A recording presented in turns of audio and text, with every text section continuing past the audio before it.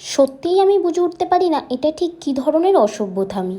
অন্যের করা কাজ নিয়ে নিজের ব্যানারে বসিয়ে দেওয়া, কোথাও আবার অন্যের কাজ নিয়ে নিজের বলে চালিয়ে দেওয়া। এবার তোমরাই বলো এদেরকে চোর বলা হবে নাকি আর্টিস্ট বলা হবে? আমার সত্যিই মন থেকে জানতে ইচ্ছা করে যে তোমরা চোর নাকি তোমরা আর্টিস্ট। আর্টিস্ট তো কখনো কারোর কাজ চুরি করে না। সময় নিয়ে ভেবে ভেবে করা কাজগুলোকে যখন কেউ নিজের বলে চালিয়ে দেয় সত্যিই তখন মন থেকে রাগ হয়। কিছু জন তো আবার এরকমও রয়েছে তোমার কাজকে হুবাহু কপি করবে আবার তোমাকেই হিংসা করবে।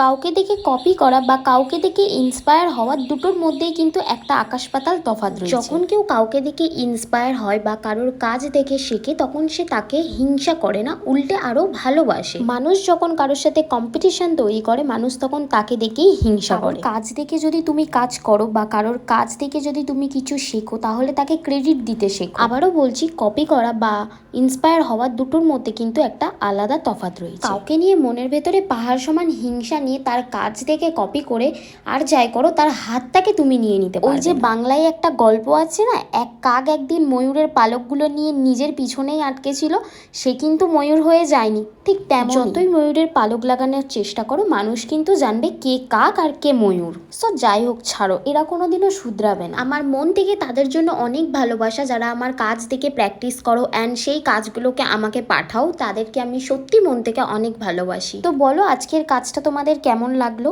ভালো লাগলে একটা ছোট্ট লাইক আর কমেন্ট করে দিয়ে যেও। তাহলে আর কি, টাটা।